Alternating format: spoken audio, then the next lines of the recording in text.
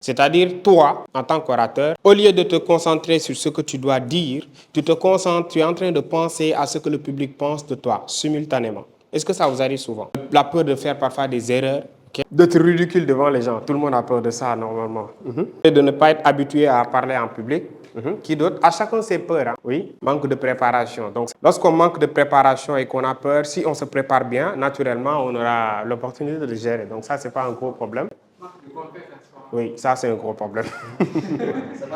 C'est pareil. La confiance en soi, en tout cas, c'est la base. Hein. C'est la base. Et comme je vous l'ai dit, hein, la confiance en soi, c'est quelque chose qu'on peut perdre peut-être du jour au lendemain. On peut être quelqu'un de nature qui croit en lui, mais au fil du temps, après multiples échecs, par exemple, tu échoues à chaque fois, tu mets en place quelque chose, tu échoues, au finish, tu vas te dire que non, tu es un incapable. Ça peut arriver, hein, ça peut vous arriver tous. Okay? Peut-être physiquement même, vous perdez confiance en vous. Intellectuellement, vous vous faites détruire par quelqu'un qui vous montre qu'il est plus intelligent que vous. Il vous détruit publiquement. Ça peut être une source, en fait, quelque chose qui va faire que vous manquez toute estime de vous-même. Okay? Ça aussi, ce sont des choses qui peuvent exister. Okay? Donc, il faut pas... Il y a beaucoup de choses. C'est-à-dire, lorsqu'on parle de ces maladies psychologiques-là, pour nous, les Africains, lorsque tu fais comprendre à quelqu'un que tu commences à perdre confiance en toi, tu fais une dépression, un burn-out, on te dit que mais toi, tu es vraiment un flemmard, tapette. Vous voyez un peu? Ou bien toi, tu n'es pas un homme. Pour nous, les hommes, c'est comme des machines, quoi. C'est comme des robots. On n'a pas de problème psychologique. On n'a pas peut-être cette manque de confiance. C'est-à-dire, pour nous, les Africains, on est des robots. Alors que ça, parfois, ça peut être une maladie. On peut entrer en dépression. Beaucoup de gens d'entre nous sont entrés en dépression, ils sont sortis sans pour autant même savoir qu'ils étaient en dépression. Souvent, il peut arriver que vous restez pendant 1 semaine, 2 semaines sans dormir. Vous avez du mal à dormir. Vous vous levez en pleine nuit, vous êtes là, vous ne savez pas qu'est-ce qui vous réveille. Les gens sont là, tout le monde parle, toi, tu es ailleurs. Tu as un problème psychologique, tu dois te vider la tête. Ça a une fois arrivé à quelqu'un ici, de vivre cela. Oui, ça vous est arrivé à vous aussi. Oui. J'ai eu une dépression de plus de 6 mois. 6 mois. Ça peut arriver. 2 mois. Et il y en a qui l'ont vécu, mais ils ne savent même pas qu'ils l'ont vécu. Ils se disent que bon, peut-être non. Non, chat là, c'est ce qu'on va te dire. Hein? Non, chat là, c'est pas ça. C'est parce qu'à force d'accumuler pas mal de choses, voilà, le business par-ci par-là, tu mets en place quelque chose, ça ne marche pas. Vous voyez, pas mal de choses, tu accumules pas mal de choses, mais tu te documentes tout le temps. C'est-à-dire, comme ce qu'on dit à certains, tout ça, c'est parce qu'on est dépressif. On a trop accumulé des choses, on a trop d'ambition. Ça peut faire en sorte qu'on perd parfois toute estime de nous. On est dérangé. On ne dort pas, on n'est plus lucide. Même côté habillement, on se délaisse.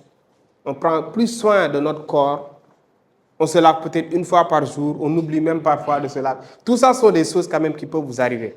Et si vous prenez soin de vous observer vous-même, vous allez le voir. Ou bien même, il y a certaines personnes qui vous aiment, qui vont le détecter, qui vont dire que mais tu as changé. Hein? Maintenant, tu es maigre. Toi, tu ne sais même pas qu'est-ce qui fait que tu es maigre. Ce que je vous dis là, peut-être là, vous ne pouvez pas comprendre, mais avec le temps, lorsque vous aurez des responsabilités, une femme, des enfants, beaucoup plus de responsabilités, essayez de vraiment constater votre évolution, c'est-à-dire entre vous, il y a de cela quelques semaines, quelques mois, quelques années, et vous aujourd'hui. Votre caractère, le caractère que vous aviez, ou bien la confiance que vous aviez auparavant et que vous n'avez plus aujourd'hui. Souvent, c'est dû à ces choses-là que l'on oublie souvent. Et on pense que c'est pas, on ne doit pas en parler à quelqu'un. Vous voyez un peu? Donc ça aussi, ce sont des choses qui touchent pas mal de jeunes aujourd'hui. Parce qu'aujourd'hui, les jeunes, on a trop d'ambition. Mais on n'est pas patient. Et si vous avez trop d'ambition et que vous n'êtes pas patient, vous allez vouloir tenter quelque chose pour réussir tout de suite. Ça ne passe pas. Tu es fou. Tu investis de l'argent, tu perds tout, tu as un problème. Vous voyez un peu? Et tu ne sais pas à qui en parler. Ou bien avec les XBet, c'en est une autre. Tous les jeunes sont fous. Ils sont dérangés dans la tête. Tu trouves un jeune en train de parler lui-même. Seul, il est en train de parler. C'est parce qu'il a perdu à XBet. Il a misé 100 000, 200 000 et il a tout perdu. Psychologiquement, c'est fini pour toi. Tu n'as plus le temps de lire, de te documenter, de prier comme il se doit. Parce que ça dit psychologiquement, tu es affecté.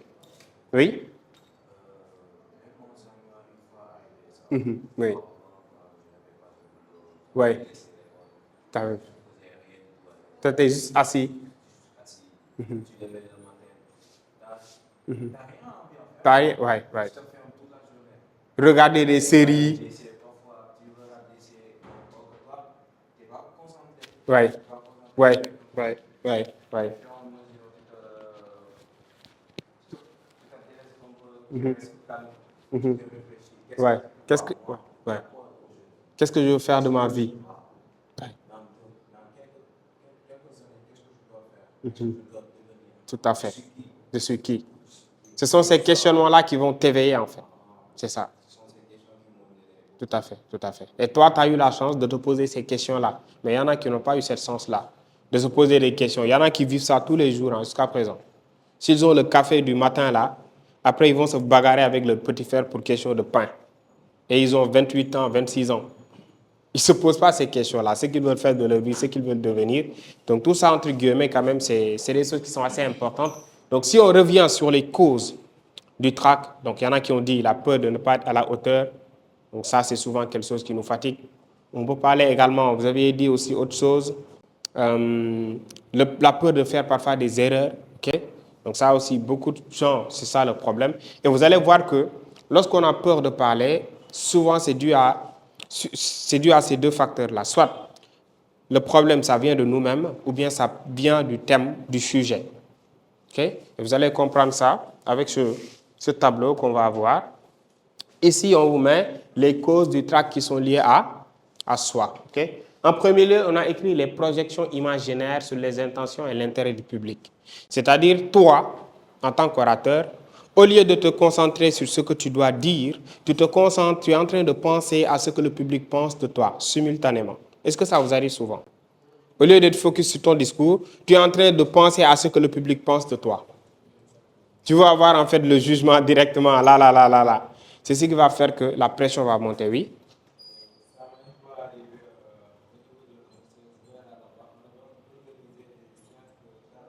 Mhm. Mr. Mo Mindset. D'accord. Mhm.